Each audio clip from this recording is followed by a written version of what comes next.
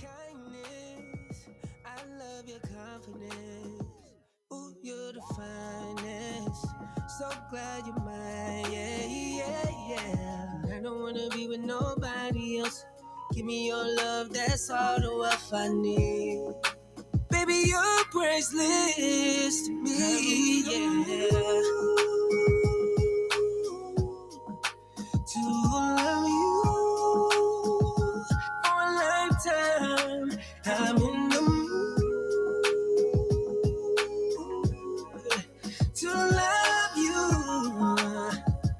for a lifetime, yeah, yeah, yeah. Whoa. Promise I'ma be around, I'ma always hold you down. Won't you come and hold me now? Won't you come and hold me now? I just got a new coupe, yeah, I know I got a roof, but I always keep it down with you, yeah. And I know they see, girl, you're my queen, and beauty speaks for itself loud and clear, yeah. So throw it in the air. It's the sweetest sound to follow my ear. And I want the world to know I love you forever. And that's a long time, babe. But I got time for you, baby. I'm in the mood. Ooh, for a lifetime. I'm in the mood to love you, yeah. For a lifetime, baby. Ooh. All right, what's going on, everybody? Welcome back to the Marriage Shop with Mike and Wendy. I'm Mike, she's Wendy. Welcome to Monday, y'all. Good to see you. Yes, so we're back. So we were here last week. We were here the week before, but barely. We've actually gotten an opportunity to rest up a little bit after a little bit of travel this past weekend. So we are thankful to have had an opportunity to share with some military couples this past weekend, and I don't know. I enjoyed that. What'd you think? Yeah, yeah, some military couples, right? Not just any military couples. Yeah, well, I went to. Okay. Yeah.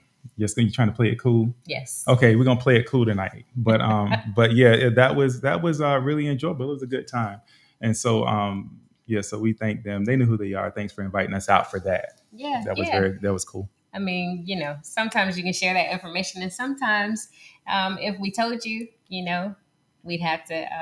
Yeah.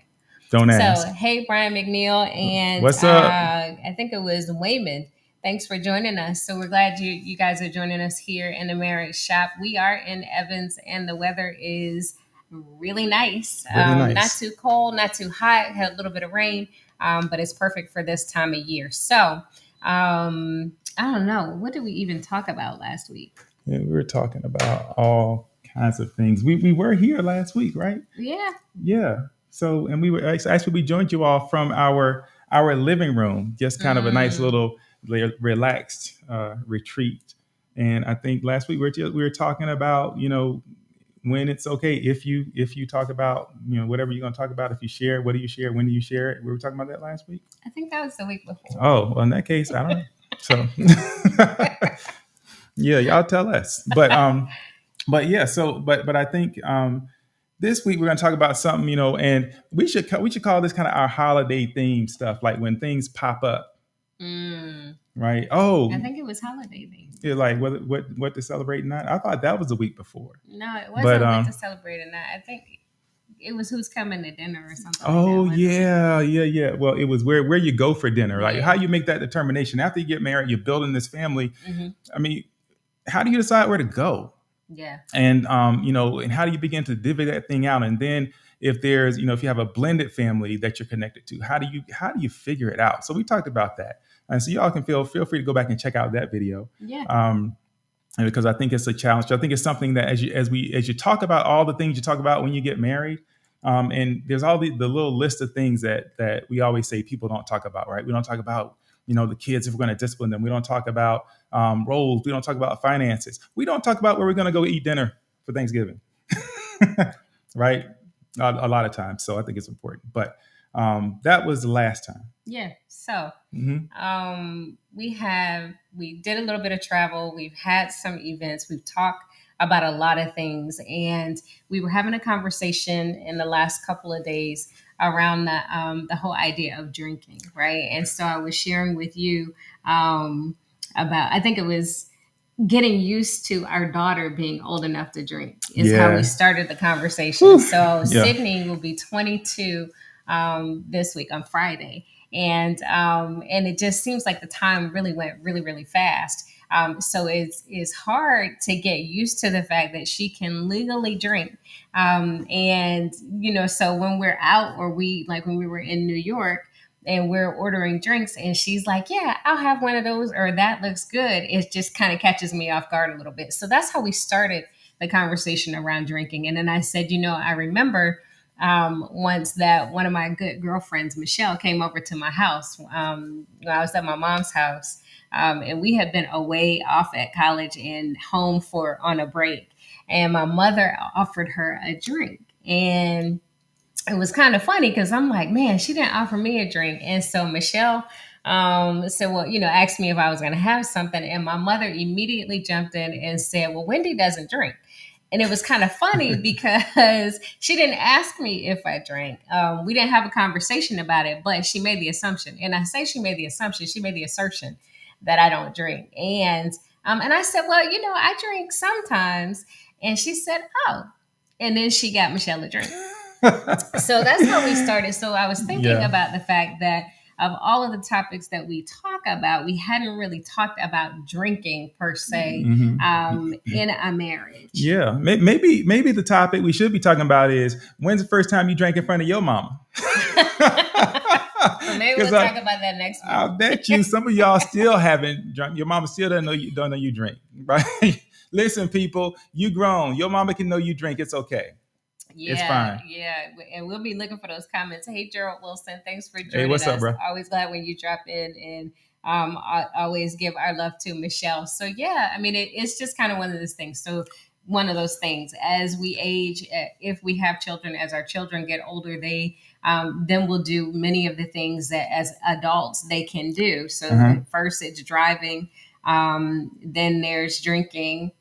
Hopefully not drinking and driving at the same time. Then we know that they'll be in relationships. So we never want to think about them having sex with anyone, but that also happens. And the hope and prayer is that happens after they're in a committed long-term relationship, or more specifically until after they're married. But we know that sometimes happens out of order too. But one of the things that we learned even living here and as our kids were growing up is that a lot of their friends drank like early, like before it was legally safe to do so. Yeah, really early. And I'm not here to judge. I mean, a lot of parents say, well, there's a couple of different ways that happens. Parents say, hey, if you're going to drink, I want you to drink here. You're going to drink here with us. Yep. And so I can monitor you and all that stuff. If you're going to do it here in a safe place. And they will actually offer alcohol to other people's kids as well sometimes. Yeah. So that happens. Some kids are just doing their thing. They're doing what they want to do. Yeah. and their parents have no idea. But how we think about drinking and how we begin to enter into like consuming alcohol and all that stuff, whatever it is your habit is, right? We start those things early often. And then by the time we're adults, we get married to this person and we have a way that we do it. Right? Yeah. I mean, some folks are just kind of known for being that person. Some people, maybe it's a bit more private, low key, whatever. But a lot of times, people come into relationships, with habits. We're going to focus on alcohol tonight, actually, but we could be talking about anything. So anything that somebody brings into a relationship, habits, behaviors, things like that, things you do for fun, recreation, to unwind, whatever they might be. Two people come into a relationship with very different ways of doing that oftentimes. And sometimes you come together and those things clash. Yeah. I mean, sometimes that's true. Sometimes it is the premise from which you met, right? So some people met at a bar, for example. So if you met at a bar or at a game or at a bowling alley, somewhere where everybody was like at a pool hall. I mean, somewhere. Anybody met at a pool hall? Or at a party or at a cookout, right? Where everybody had their drink, or at a club. I mean, I say bar, at a club. Yeah. And drinking was part of the equation from the very beginning. That's true for a lot of people. Oh, yeah, that's true. And I think, and if someone decides, hey, I want to do something different, I've heard it said more than one time. Well, you don't want to drink now, but I mean, you weren't saying that when I met you in the club, when I bought you that drink, right? So that's actually, that's a thing. Yeah. And I mean, and it started with, hi, Stephen Branch. Thanks for joining us. It starts with, if I bought you a drink, and you accepted the drink, then the assumption is that you drink. Right. And so you're going to drink for the rest of your life. Believe that. Right. Is that what it is? It's funny. So, Anna Reeves, hey. And so, by the way, one of the things we did this weekend as well was we helped host a small portion of the YPA, the Young Professionals of Augusta, their annual People's Choice or annual Choice Awards, right? Yeah. Their event. We did the Choice Awards part. Why can't I say Choice Awards? I've never said it out loud that quickly. Yeah. Choice Awards. It was really fun. Yeah. We had a lot of fun, and I mean, and that was another thing, just kind of being with that group. Our co-host, David, he's like, he's up there just kind of openly. Somebody was like, what you drinking? He's like, Scotch. And he just kept it moving. So it's just like, and by the way, we're not part of YPA because that has criteria. Yeah. We're too old. But they are gracious enough to invite us around from time to time to just kind of share with them. So just an awesome group of professionals here in the area. So but yeah, anyway, so it is this thing of coming together and what we do, and when we begin to maybe differ on what that is, that can make things a little bit, can bring some tension sometimes. And so, but let's just talk about drinking and relationships. I have a story. Yeah. Shall I tell the story? 1998, I think was the year. Was it 99? Maybe it was 99. Oh no, it was 2001-ish. Okay, so it was even beyond that. You talking about New Year's? No, not that. Story? I'm talking about the pregnancy story. I'll tell it. Wendy will figure it out in short order. So there we were. First baby, Sydney's on the way. And so before I met Wendy, I would partake a little bit. You know what I mean? I would buy, like, when I went to the grocery store before I got married, like on my list, I got some things that I always got, right? I got some bacon and some bread. I get a 12 pack of Heineken every time. And so, I mean, I would, like a beer or two from time to time, like almost, I don't know, on a every other day basis. And then, okay, hey, Nicolette's in the house. I got to pause and say congratulations to the Crimson Tide. People got a little crazy with this whole Georgia #1 thing. Georgia people, y'all got it for real. Like, come on. I mean, just wait for it, y'all. Don't count those points till they're on the board. But congratulations to the Alabama Crimson Tide winning the SEC championship. So now we'll see what happens in the playoffs. Anywho, back to the story. So, but I drank beer on a regular basis when I met Wendy, and we got married, went to Korea, had a blast. And so we drank. But then Wendy got pregnant, right, with Sydney. And so I said, you know what? And of course, she wasn't going to consume alcohol. I said, you know what? While you're pregnant with Sydney, I'm going to stop, consuming alcohol for the duration of the pregnancy. I'm going to do that for you because we in it together, right? And so that's what I did, right? I think I was like pretty successful at doing that. Yes. Yeah. Come on now. I mean, give Yeah, it up for you me. were, I'm just saying. I mean, I'm pretty sure. I mean, you did it the whole time. Yeah. Yeah. I mean, and I think that was significant because you say that you drank regularly, but it really was kind of part of your routine. It was a habit, and so it wasn't just that you maybe drank one beer a week or every month or so, and then you were being gracious and gave that up. I mean, it was part. I want to say it was part of your lifestyle, but it was definitely a habit. It was a habit, part of lifestyle. I mean, at that point. And so, So it was significant that you gave it up. Yeah. And so, and I did that gladly. So boom. So we have this baby, beautiful baby girl. Yep. Yay. Right. Then, a little while later, Morgan's on the way. Yep. And so this time I didn't really speak on the drinking thing. Honestly, I just, nope.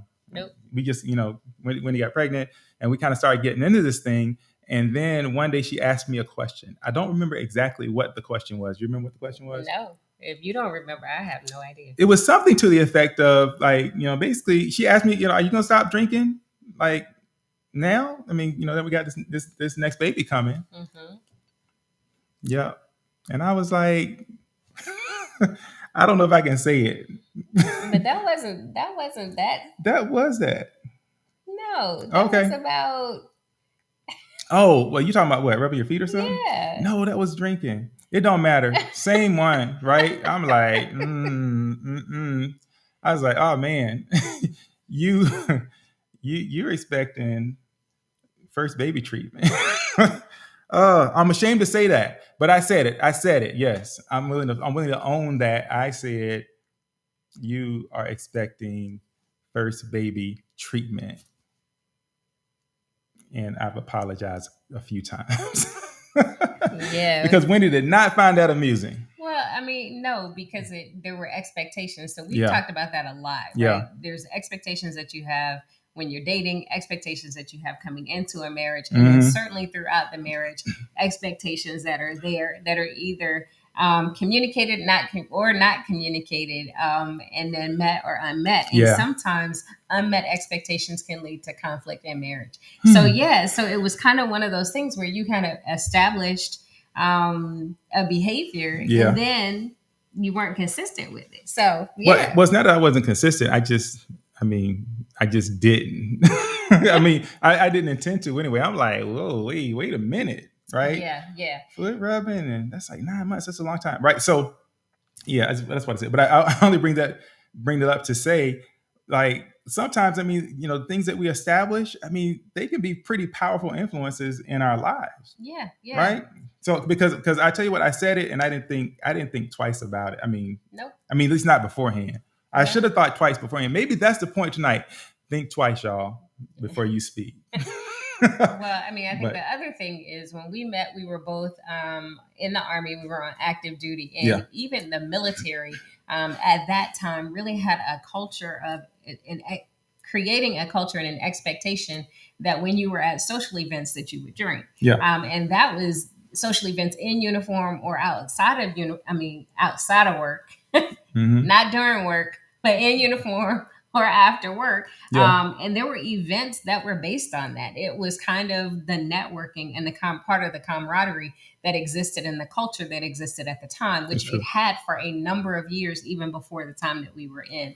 And so when we met, I actually I drank beer. You remember that? So don't I know it? Read the book, y'all.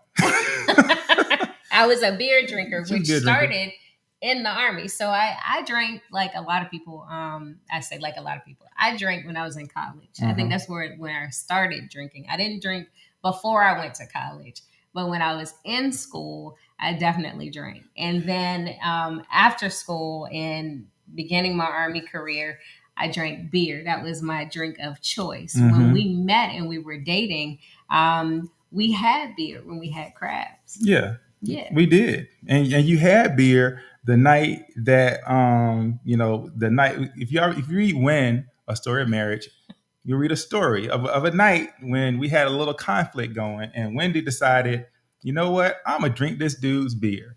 Oh, your Heineken. I couldn't stand She Heineken. just like she didn't stand it. And she like got on the phone and she just talked and she drank my and she wasn't talking to me.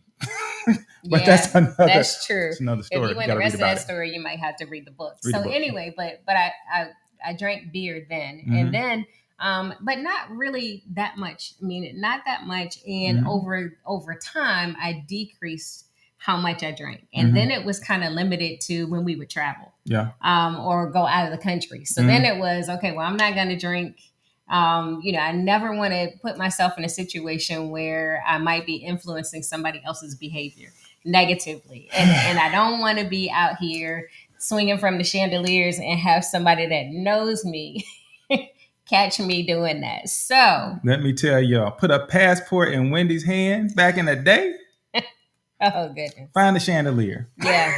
Yeah. The other thing, though, that was interesting throughout our marriage is at different churches and different levels of ministry, we were introduced to people who, if they were leaders in ministry, had taken oaths and vows to not drink or do anything that would disrupt the temple. They so that the husband and the wife would not drink.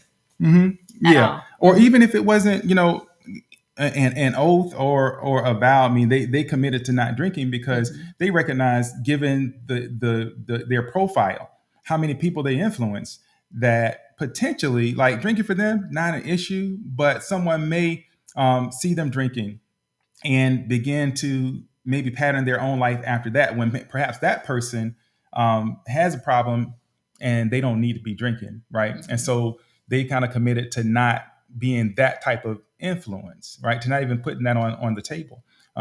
As they would say, not causing somebody else to stumble through their activity. So they just decide to just put that down.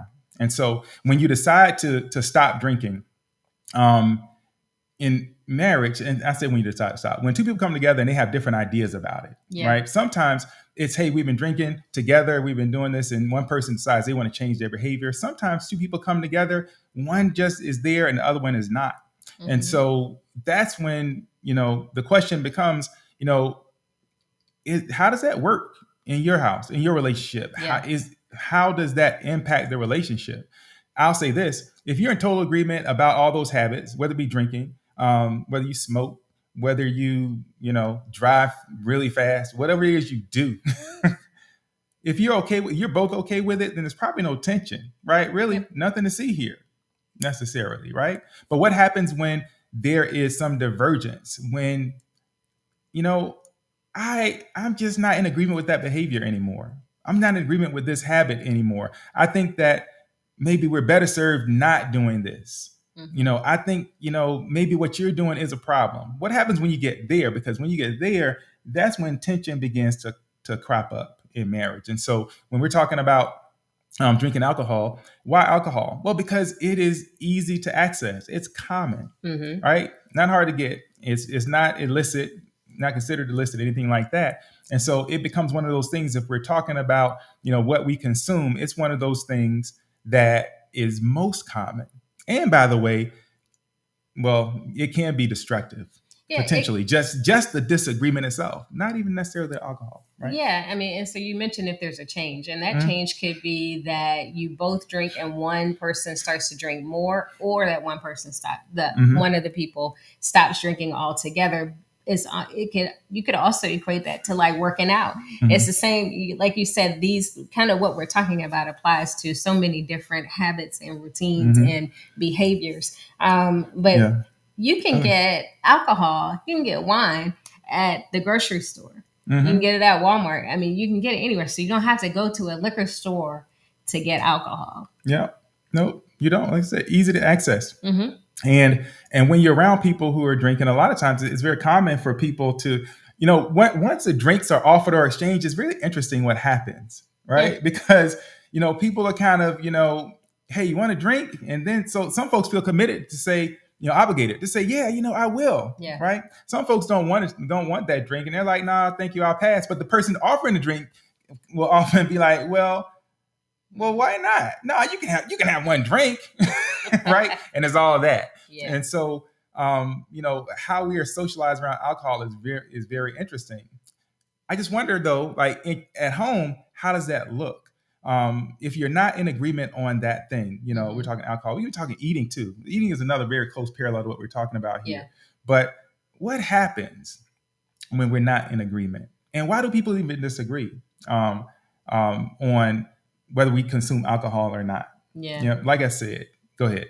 Yeah, I was just going to say, I mean, just like most of the topics that we bring up and discuss here, we are really trying to just be a catalyst for a conversation, right? And so it's one of those areas where you may not have even talked about it. It's just, it either has evolved over time or you've made assumptions about what your partner's preferences are. And so until you're in a situation where it's either social drinking or it's a special event or a holiday, New Year's Eve, for example, is a time where a lot of people, even if you don't normally drink, where a lot of people may drink like one glass of champagne or mimosas at brunch. Yeah, that is alcohol too, by the way, y'all. Yeah.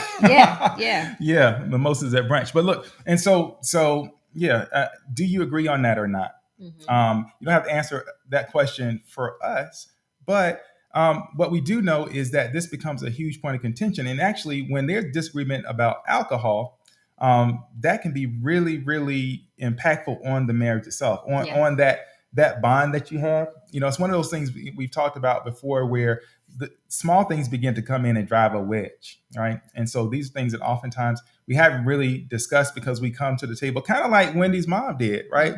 We already know. Yep. I know where you're at. I know where you stand, right? And so I don't even check in. Yeah. Or I have an opinion about a very strong opinion, but I know what you're going to do. And so there's no need to mess with you. No need to talk to you, bother you about it, whatever. I prefer that you didn't, but I'm gonna just let it go, let it ride because you've been doing it all this time.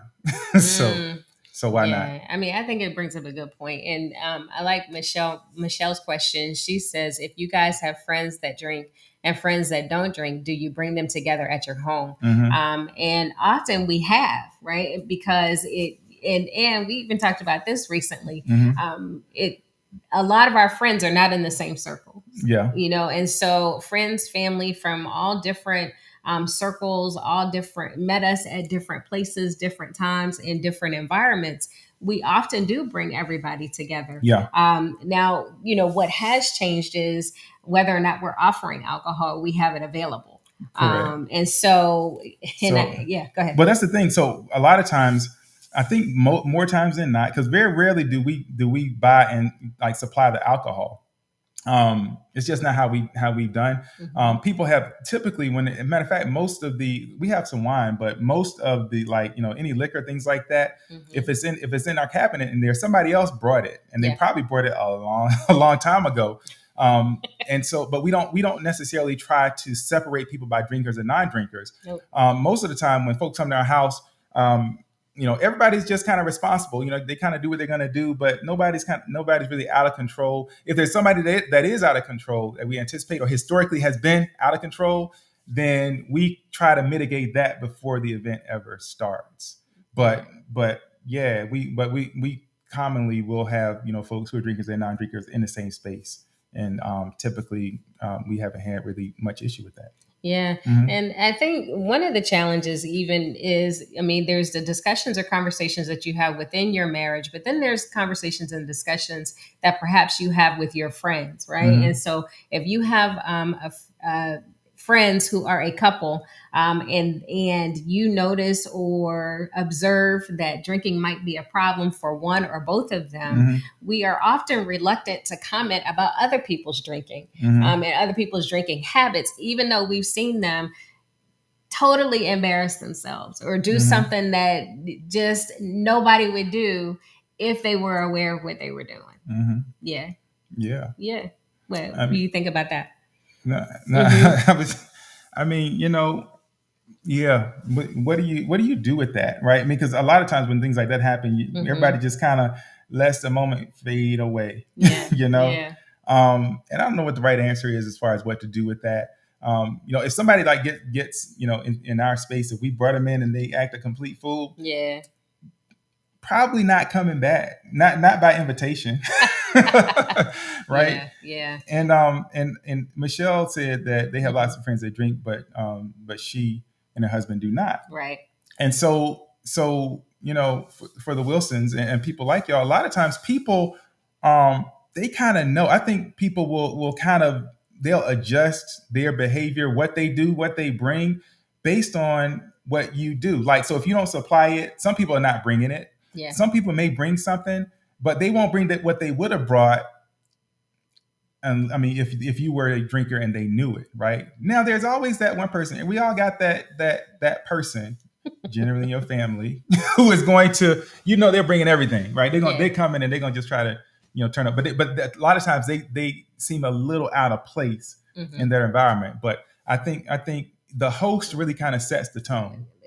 Sorry, thank you, thank you, appreciate it.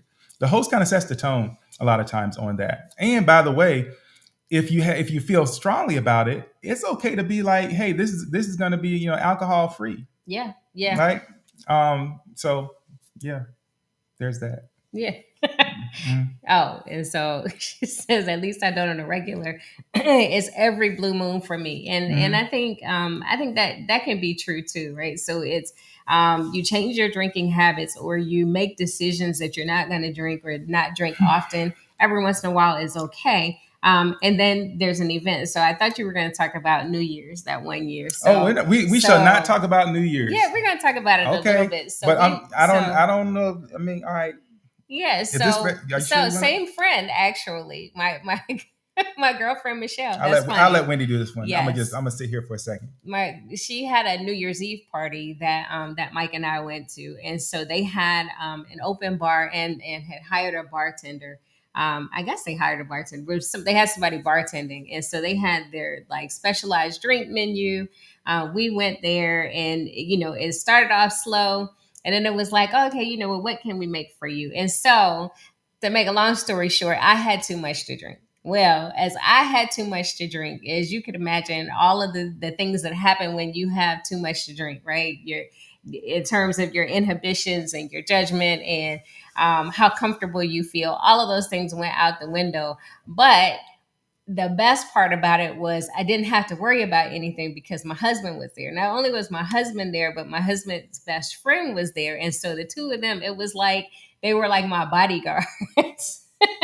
And it was a total shutdown. So here's the thing. It wasn't it definitely is not going to be on my highlight reel. It wasn't one of my proudest moments.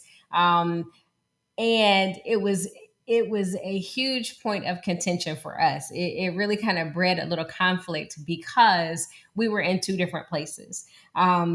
But what I remember the most about it, not necessarily how we entered into the conflict, because that night, I mean, it didn't matter that Mike was mad at me or he was upset. It didn't matter because I was drunk. And so, but the next day, I was so sick. I was so incredibly hungry. I don't think I've ever been that hungover, like ever. And you made me breakfast. Yep. I was like, here's some food. Here's some you juice. made me breakfast. You were like, this is exactly what you need. This is gonna make you feel better. All right, baby. So this is the marriage shop. So if she gonna tell y'all the story, I gotta tell y'all, I gotta add the pieces that make this make sense. Because you may be thinking, so she got drunk. So what? Yeah, well, I think a lot of people think we don't drink. A lot of people think we don't cuss. A lot of people think we don't. Yeah, okay. Stay focused. So anyway, back to the party. So here we were in this party. So, Wendy's just like, fancy free or whatever. But, in many environments, whenever I've been in social environments with Wendy, I tend to be very watchful and protective. And so there's this dude who I think is kind of taking a liking to my wife, right? And he has a little bit too much to say. He's a little bit, he's a lot inappropriate. He's like, he just crossed the line, right? A few times. And so what I wanted was for Wendy to be like, back off. And she just wasn't really responding in that way. She was just too laughy, too too much chuckling, right? So long story short, and this, we were in the home of like law enforcement. I was about to choke this dude. I envisioned it in my mind, right? I was going to elbow him in the throat. And when he fell, I was going to choke him. And then if I didn't choke him like until he passed out, I was going to take a chair and I was going to like drop it on him.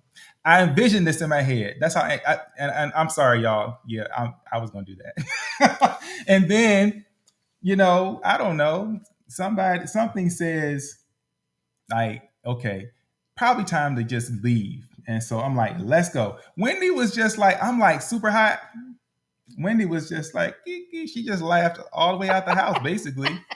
Like, do you not know how angry I am right now? So no, anyway, I didn't. There was that. So that was the nature of it, But I mean, was I going to drop the chair on him? Probably not. I was going to choke him though. Yeah. Well, two things changed that night. Yeah. So I think that night probably was responsible for why I don't drink. To this day, not in the way that I did. Certainly, I haven't had that much to drink since, and that was close to 20 years ago. Uh-huh. So that happened, and then who you really are or who you can be was revealed. And so we've talked about that before in terms of you being that guy. Yeah. Hey, listen. Yeah. I mean, I'm that dude, but who wouldn't be? And so. Yeah, is that a reason why? But so I think that brings a great point though.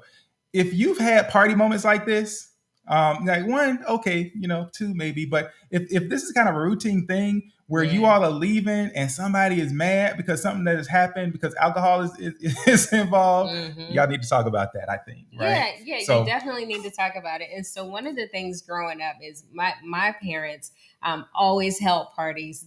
They were all, there was always people coming over. We had a bar. The bar was always stocked. It was part of the environment that I was raised in. And so I would see drunk people often, like every week. It seemed like they had an epic party every weekend, but there were always people that were drunk to the point of really, really embarrassing themselves, whether they were vomiting or they were peeing on themselves. I mean, it was just rough. Yeah. But it was all part of the atmosphere and it was part of a different time. That was the 70s, y'all. So just saying, I had to put that on there. But so I came to know that. I mean, your family also, and I don't know if you said your parents used to host a lot of events. Oh yeah, a lot of parties, a lot of events. And I mean, in my family, they were most people, if you drink in my family, then they're not going to be like stumbling, drunk and everything. They're going to be your functional drinkers, right? I remember one of my uncles comes around the house one time, and I swear to you, he had it was a luxury car, right? Brand new, just what it was shining.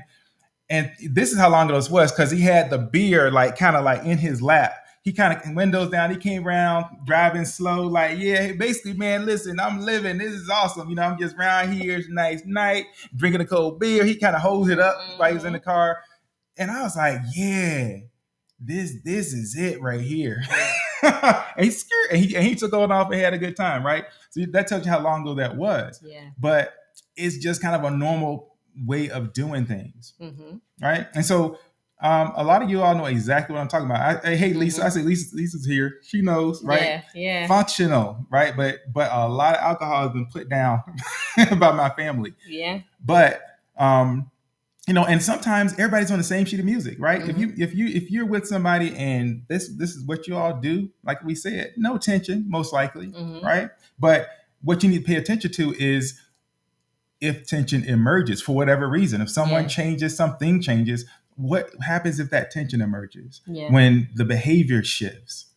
Because you're going to have to somehow deal with that. Yeah. And it's on both sides of it. And so we're not taking the conversation as far as if somebody is displaying addictive behaviors and there's true concern for whether or not they're drinking too much. We're not going all the way there tonight. I mean, we might touch on that a little bit, but it's also if, the response to the person who is not drinking, because you mentioned it earlier, there's a lot of pressure, and I've heard people say, you will offend me if you don't accept this drink. If you don't take a beer, I will be offended. Come on, Mike.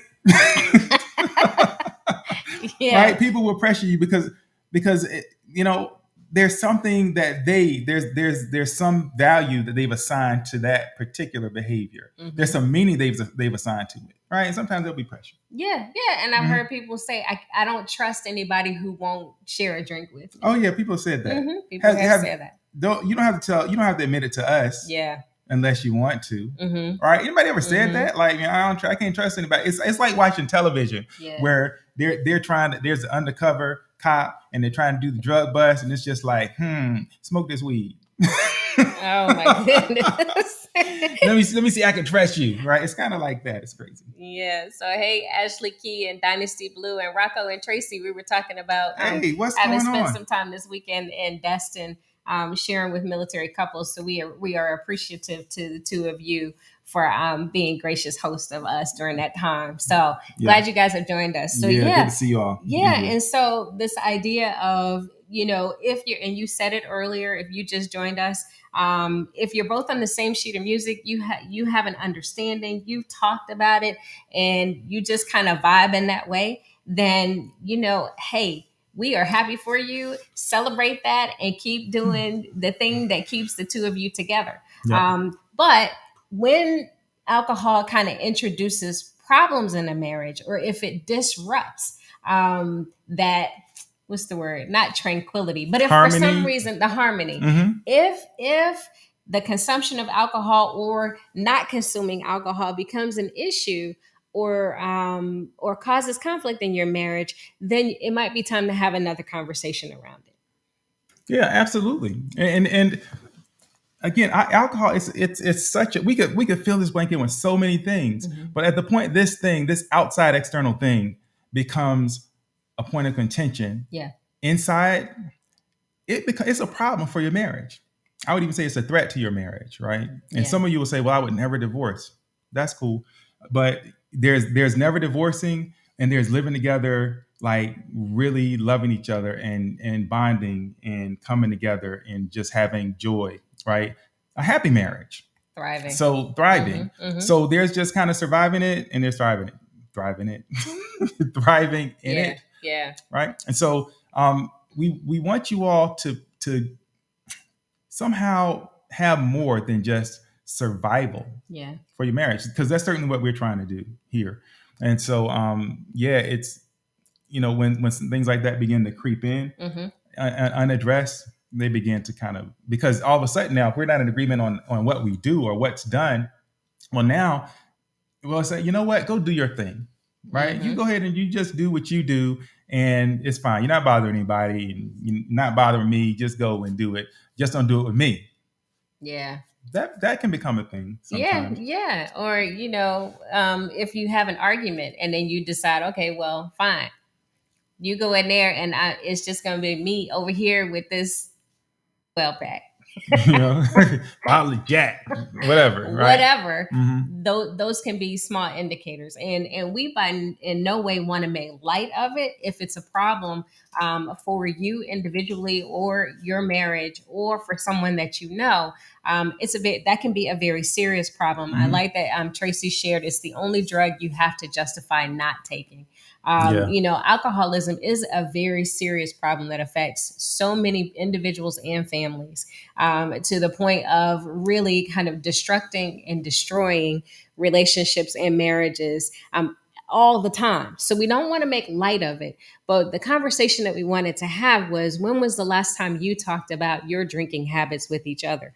And are you creating the space? And you've heard us say space and grace. Are you creating the space for your spouse to be able to enjoy whatever habits they have? Maybe they decided, maybe the two of you were like drinking buddies from the beginning, and all of the games. I mean, whatever the games are, and that's how you met, that's how you vibe, that's how it goes. And then all of a sudden, one of you decides, I want to make a change.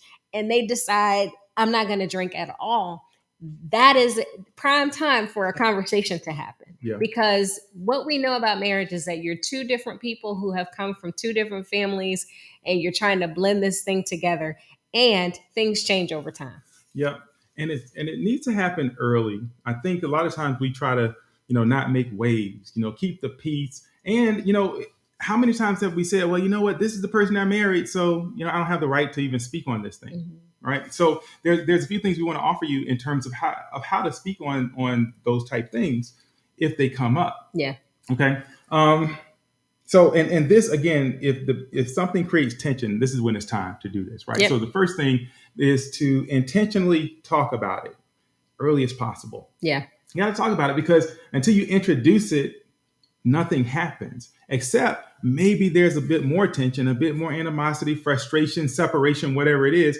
But it is critically important to take these things when they pop up, wherever they pop up, and talk about it. Mm-hmm. There is no choice there, okay? Because generally speaking, things won't change on their own. And sometimes I've heard people say, well, I'll just wait. Maybe something will change. Why?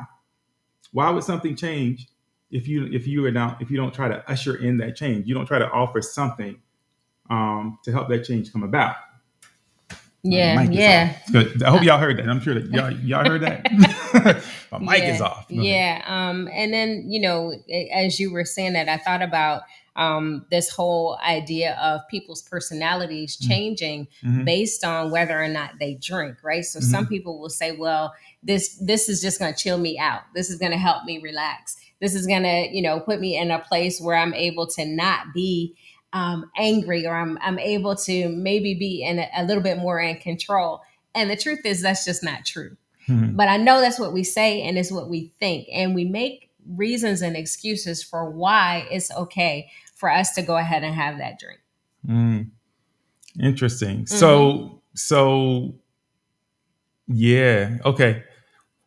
I'm trying to, that's absolutely true. I mean, I think what you're getting into something that sounds a bit like, what people often do to relax, stress control, things like that. And so I want to be careful to not judge people's manner of relaxation and stress control. Yeah. But the bottom line is, when alcohol becomes a problem, it's important to be able to talk about that. Now, sometimes the person drinking may not know it's a problem, right? And so it's important to be able to talk about that when it becomes a problem. If you're leaving parties and you're just kind of laid out drunk all the time, or doing things that are disruptive, doing things that are disrespecting people and all that, that's all a problem, right? Yeah. Doing things that are dangerous, perhaps driving, all those things, that's an issue.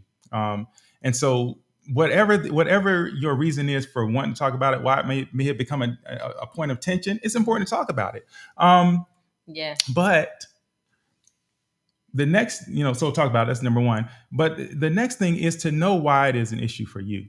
Yeah. And so, I was talking about the reasons that sometimes people come up with why they drink, right? And that kind of lends itself to this idea of, you will like me more if I've been drinking, or I will like you more when I've been drinking.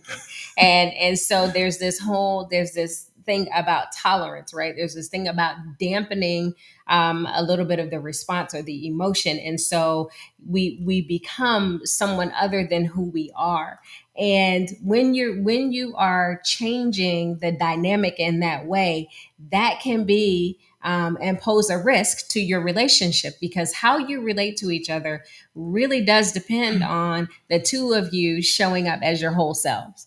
Yeah, but I want to be very, very, very careful, cautious, whatever, because for everyone, drinking is like the extent of their drinking is not an issue. No. Right. So so they don't cross that line into someone who is, just falling out drunk and all that stuff. For some people, they just like it, right? Yeah. They enjoy it for whatever reason. And so if you're having a conversation, that's why I say it's important to know your why, because if you're like, I don't like drinking, and you bring that to your spouse, well, what is it about drinking that you don't like? Why don't you like it in this person? Or if you're the one who is the drinker, what is it that you enjoy about it, right? Why do it? Why continue to do it? And so the words become important. So I'm going to show this real quickly. So this is Colossians 4:6. Let your speech always be gracious, seasoned with salt, so that you may know how you ought to answer each person. And so if you decide to bring up something, it's important to bring it up in a way that is respectful, that a way that reflects that you appreciate your spouse, in a way that says, hey, you know what? This is something that I have a concern with. right? I feel this, I see this, whatever, right? Mm-hmm. And versus you drink too much, you drink too often. I don't like this about you. What is it about what you see that impacts you?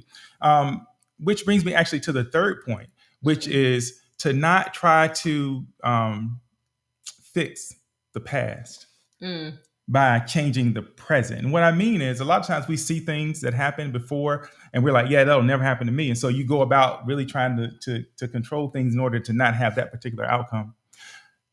It's important, like your spouse, they're not your parent or your cousin or your friends or whatever. And so it's important to deal with situations as they are.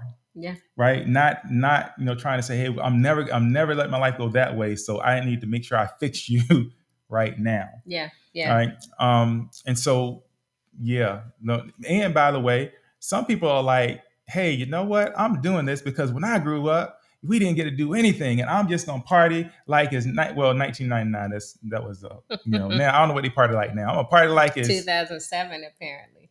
2007. I have no idea what that means. Somebody has to help me out.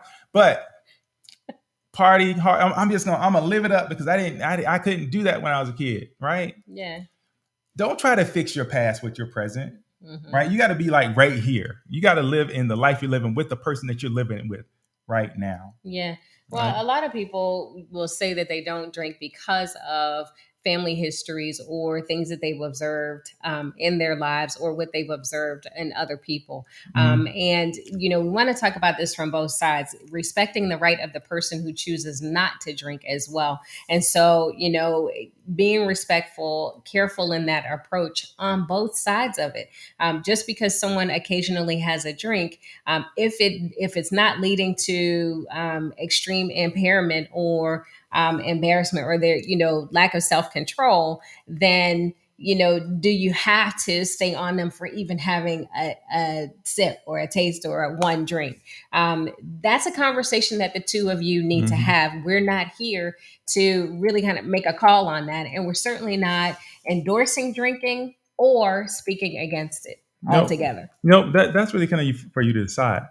I think the important thing, whatever we talk about up here, is to highlight something that may trigger a conversation at a time when it's necessary, right? When you're doing, when you're living your lives, because it's not a matter of when there'll be some point of disagreement. It's just a matter of, it's not a matter of if it'll come. It's a matter of just when, right? It's coming. And so it's important to be thoughtful about those things. And if you know that there are little things that are there now, I think it's a good time, always a good time.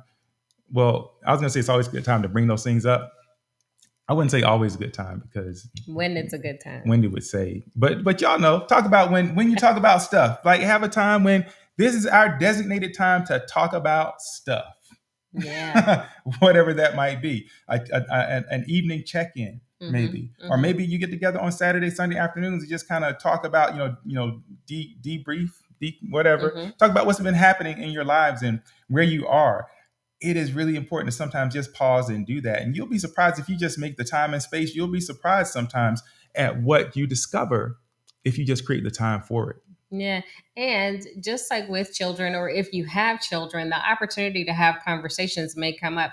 Children are great about introducing topics that we maybe either haven't addressed or haven't been comfortable to address. They will bring it right to you and expect an honest answer. And so that may be the case, but maybe it's even you attend an event and you both witness or recognize that someone else is having an issue. That's an opportunity. If you're seeking like the right time to, just some suggestions, the right time to kind of have that conversation, or a movie like that movie. What was that Denzel Washington movie? Oh, the one where he's the pilot? Was it Flight? I don't remember but y'all Google Denzel Washington pilot movie. Yeah. Yeah. Now he had an issue, right? Yeah, yeah. But whatever it is for you, it's and I think Wendy, it's actually a great idea if you see something in some program, movie or whatever, to be able to now introduce that into the conversation. Like, you know what, that got me thinking. If you've been trying to wait for a way to get in there, got me thinking about some things, right? Or and excuse me, we're not making this an anti-alcohol type thing at all, right? If you drink, and you believe that your drinking is just fine and it's not a problem for you, the family, anybody else, it's okay for you to introduce conversation and say, hey, what is it? What is it about this that makes this a problem for you? You know, what is your concern? What have you? Not from a defensive standpoint, but really an open conversation. If we can kind of get into these conversations without the defensiveness and lay our arms down on the table, I think you'll be able to get somewhere that's beneficial for you. Yeah. And what were the points again that you made? Oh, okay. Yeah. So be kind, be intentionally talk about it. Be kind about it, and considerate. Understand why it is you hold the position that you hold. Yeah.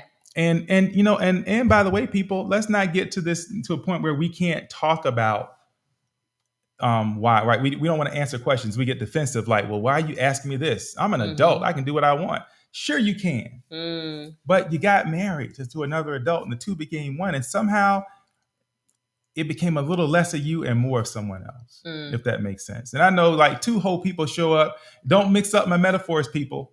All right. What I'm saying is, now together you're something different than you were than when you first met. And so that, actually then that requires a different way of communicating and looking at things. Yeah. Right. Yeah. And so intentionally talk about it, but be kind about it. Right. Don't be so authoritative. Don't be defensive. Be kind. Understand why you hold the position you hold and be willing to talk about it. Don't try to fix your past with your present. Deal with what's happening right now for on its own merits, right? Yeah. And by the way, and we kind of talked about it on the front end, but if there is something that's problematic and harmful, well, that requires a different kind of conversation, a very direct, serious, no holds barred conversation about what is problematic or destructive about what's happening. So that has to happen as well. Yeah. Yeah. And then, I mean, I know you had some really good scriptures, because it was, in terms of where can we find any references that will help us in the Bible? What does the word say about how we should approach each other? We've mentioned in the past that to always try to assume a posture of grace and space when it comes to your spouse, right? We all have work to do.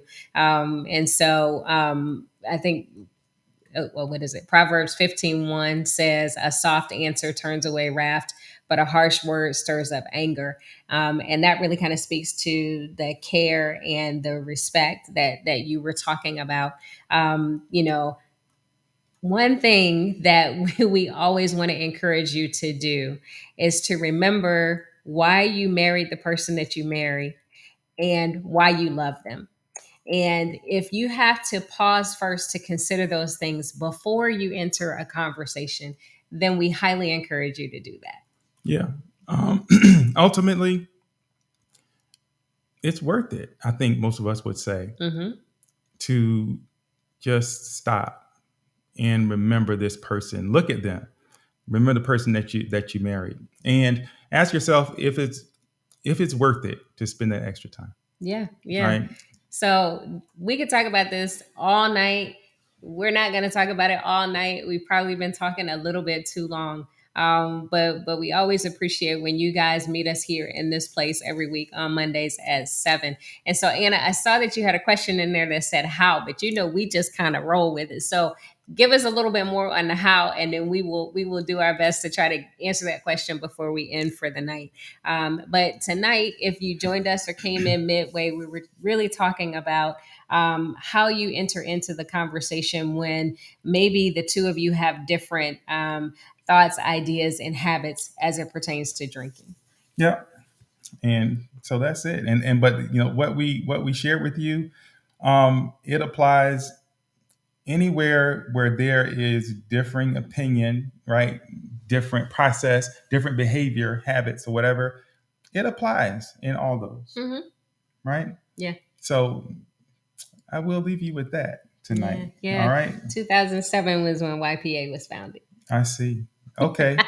Thank you. Who knew? It was a much smaller party than I would imagine. But if you all don't mind, we're going to pray with you, and then we're going to get on out of here. So, Heavenly Father, we just come tonight just thanking you for who you are. Thank you for how good you are to us, how you bless us. We just ask that you help us all to just pause, God, to listen more than we speak. Help us to respect and love each other. Help us to um, care for each other in the way that you care for us. That is by giving grace, God, and loving us unconditionally. Help us love each other, love our wives and husbands unconditionally. Um, and we'll be sure to give you the honor, the praise. We ask that you bless every couple, bless every home, bless every family represented here. Um, until we meet again, we thank you. We love you. Pray these and other blessings in Jesus' name. Amen. Amen. Uh, Oh, she said, oh, what? thank you. We're grateful for you too. Thank I you. thought that, I thought she shared the question. Thanks, guys. Hey, just DM us with the question, Anna. All right, y'all take care. Oh yeah. Oh yeah. Oh yeah. It's your boy JC. I'm in the mood. Love. Yeah.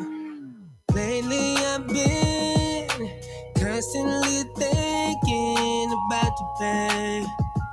You drive me crazy. Yeah. And girl, I want this. Got me all up in my feelings. Oh, what a feeling, yeah. I knew the first time I laid eyes on you that you would be here forever. I'm not being arrogant, and I still can't take my eyes off you. 'Cause you made me better, so much better. I'm in the mood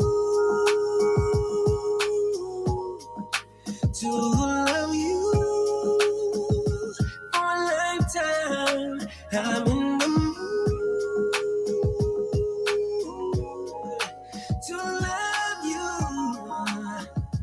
for a lifetime, baby. I love your kindness, I love your confidence.